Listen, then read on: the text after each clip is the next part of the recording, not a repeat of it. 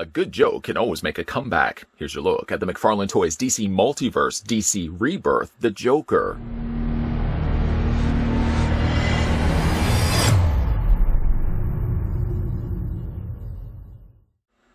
Once a small-time crook, the Joker fell into a vat of chemicals that turned his skin white, his hair green, and his lips red like a crazed clown. His crimes always involve pranks and jokes, ending with twisted punchlines that are only funny to the Joker. He may look like he's clowning around, but this guy is bad news for Batman and Gotham City.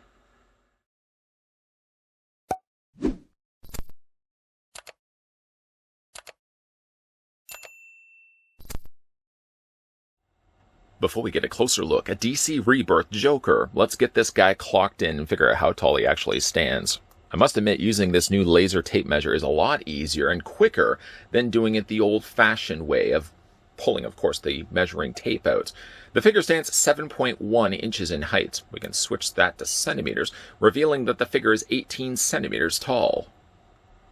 For some size comparisons, I thought it would be fitting to bring in some of the other clown prints of crimes that McFarlane Toys have produced. So there's the Arkham Asylum Joker, part of my arm, and there's the White Knight Joker. We'll just get those all three to stand up.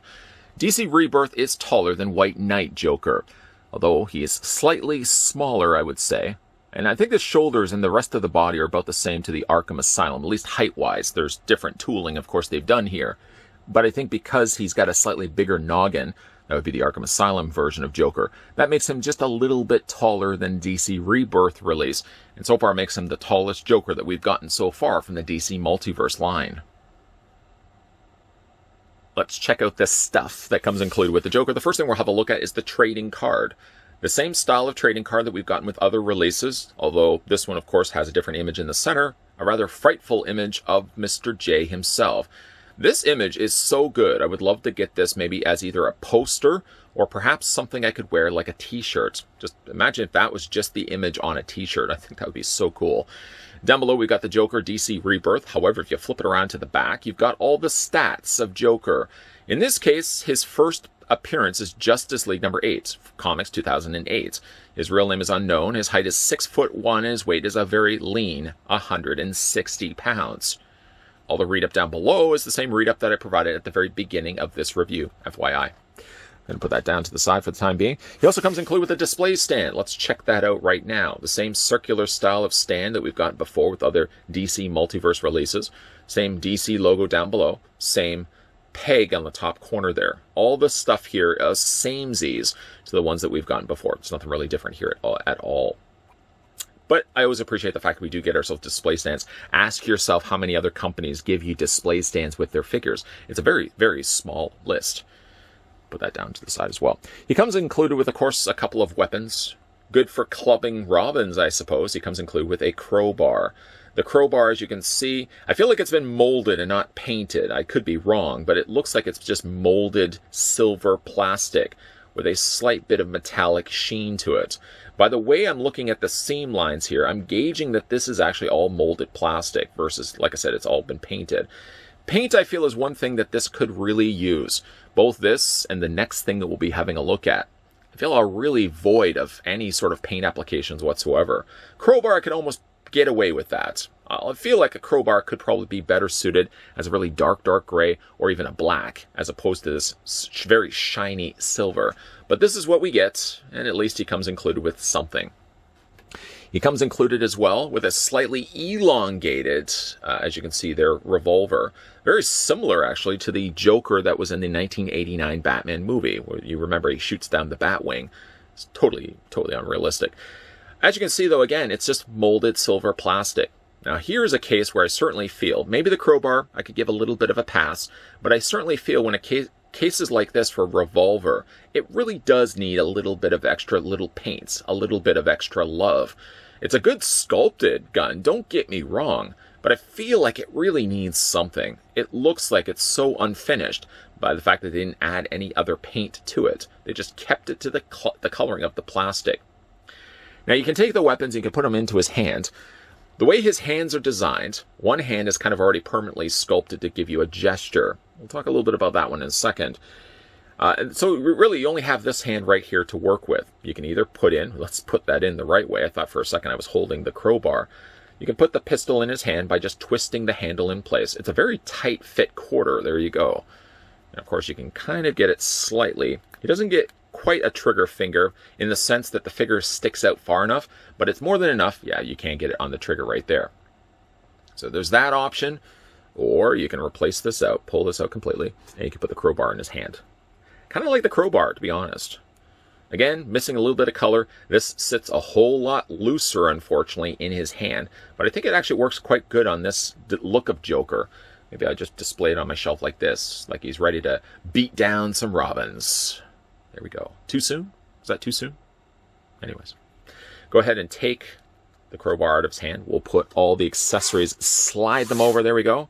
Let's have a look at Joker himself. Now, I have to admit, I have to come clean. I have to be honest with you guys. I really wasn't warmed up to the idea of this Joker. I like the look of Rebirth Joker, because he keeps pretty consistent with like your traditional classic looking designed Joker. But I think where it may have lost me a little bit was the actual figure that McFarlane Toys had put out. For all intents and purposes, you get your classic looking Joker. Classic purple colored long tailed jacket, for example, which is a softer plastic. We'll talk about also that in a second. But like really conventional looking Joker. There's not much that does get drastically changed. We're not reinventing the wheel, for example. However, we are changing a little bit when it comes to his face. You can see it's a decent sculpted Joker face. It's your traditional looking Joker. Very elongated chin, high cheekbones. Of course, the classic Clown Prince of Crime colored hair, all in a very dark green. The one thing I will find is jarring, and will say that's jarring about this particular figure, is the airbrushing of this pink that they've put around his eyes.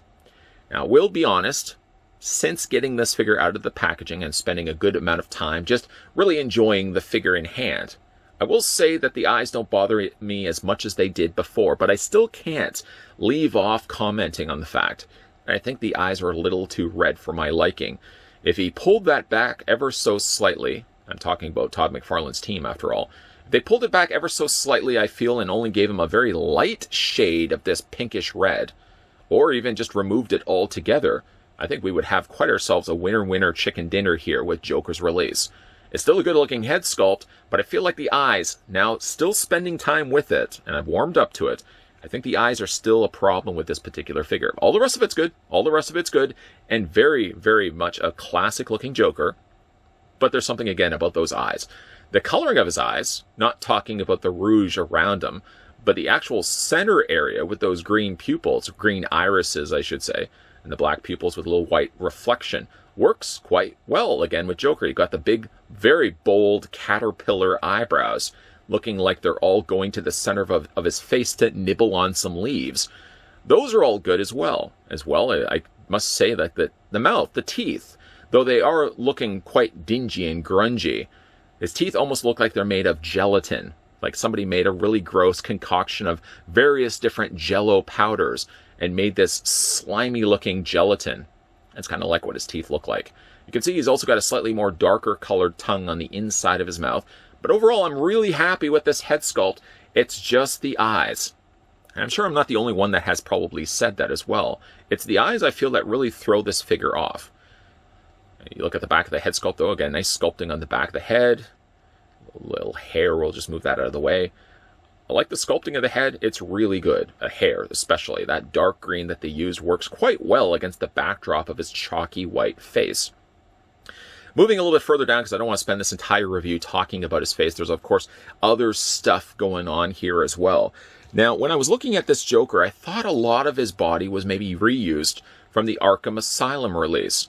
Now, if you see the two side by side, there are things that are changed to them. Like, for example, if you look at his torso, obviously, his flower is on the opposite side than the Arkham Asylum release. The colors, of course, not something you really want to be considering, but if you look at all the rest of it, like, for example, the collar of his jacket is a little wider on this one than it is here on the Arkham Asylum. The shirt on the inside as well as the vest is also quite different. I feel like the only thing that really may have carried over from one to the other, and still looking at it, I would have guessed maybe the arms. But again, like when I'm looking at the arms, specifically the biceps and the shoulders, it does seem like the bicep or the width of the space on this right here is wider than it is on here. So what we could be looking at here, ladies and gentlemen of the jury, is a brand new sculpted Joker from the head all the way down to his feet. Actually, let's talk a little bit about his feet for a second. I know we quickly dashed our way down to the bottom of the figure. I feel like the feet are the same. Short of, again, the little spats that they put on the Arkham Asylum release, I feel like they are the exact same feet, because you can see right there, if you get the camera to focus in on that, the spats are still there, but they've left them black, whereas these ones here, they've just painted in white. An oversight, of course, just for using the same mold, but the fact that we do get ourselves brand new Jokers, I'm fine for the idea that we do get ourselves, reused parts. Like even the legs look like they are the same, even though like the knees are a little bit different, so still not sure. Maybe the thighs are the same, maybe the lower half are the same, at least the calf area, and definitely the feet are carryovers, while there's other things, of course, that are changed from one figure to the next. So looking at the rest of the figure here, the jacket is attached to the torso, so if you thought you could pry this away from his body, no dice. You can't pull that off. This is all one mold. Of course, we already looked at the fact that the tail on the back is a separate piece of plastic. It's softer plastic as well. Kind of feels like a rubbery fruit roll-up. You can flip that up. There's Joker's behind on the back there. I don't know why everybody needs to be looking at Joker's behind, but there it is for your enjoyment. One thing I did mention at the beginning of this review is I did want to mention and talk a little bit about his hands. When I did look at this guy in the packaging, I thought for a second that these were his real hands. Now, obviously, looking at them much closer now, you can clearly see that those aren't his real hands. Those are gloves. If they were his hands, he'd have some serious problem. And I think he'd have to get that skin looked at, because you can see there's all these little bumps and stuff. There's obviously the little line indicators on there as well, the stitched lines, that these are clearly his gloves. But they're almost too close of a color, where they're blending into the same coloring of his face. Maybe he would have changed the color of that slightly, so they didn't look like his hands. Not the same brightness of white, at least. For the coloring of his body, of course, we can look at the fact that he does have the purple jacket, the purple pants, and of course he's got the vest and the tie. All the stuff you would expect to find with Joker. I feel like the coloring on the purple is maybe a little too bright. I do like the coloring that they used for the green, and I do like the color that they used for this mustard yellow shirt, as well as his tie-off tie. That's all done in a nice, very dark green against the backdrop of the lighter mustard yellow.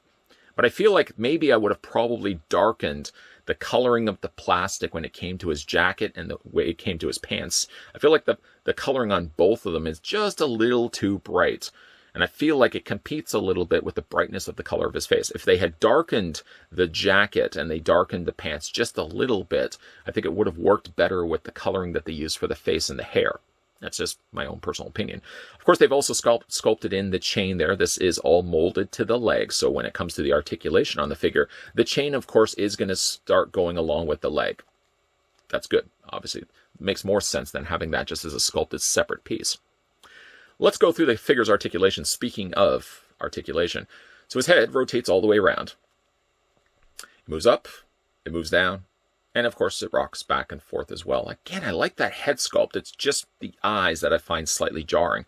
Part of me almost even wants to take a little bit of a white paint, a very small paintbrush, and I know I'm going to ruin it if I try doing this, but maybe just pull back that red color just ever so slightly, because the head sculpt is really good.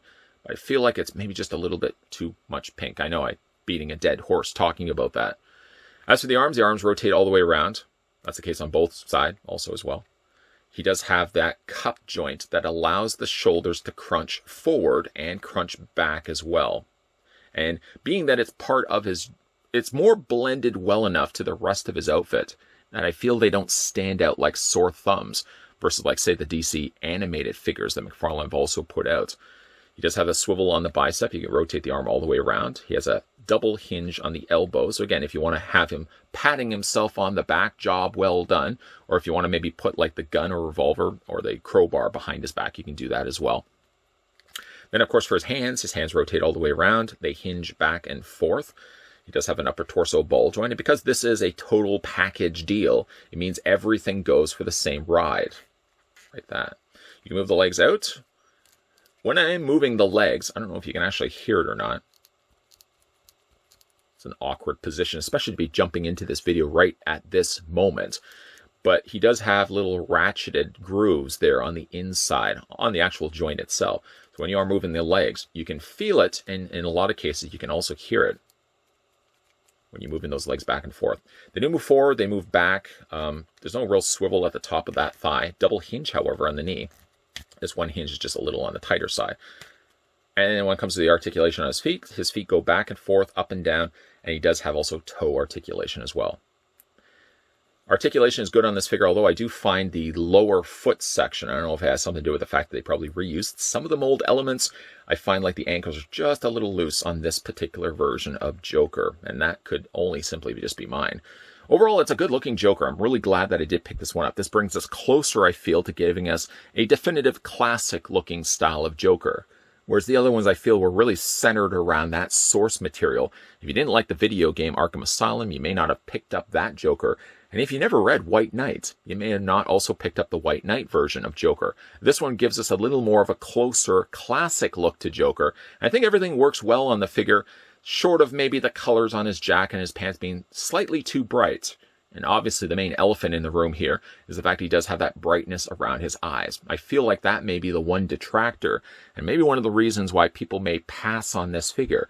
I wouldn't say pass on the figure because he's a good-looking Joker, but I do admit, yes, that red in his eyes, it's a little too stark, and it stands out a little too much here on the Clown Prince of Crime.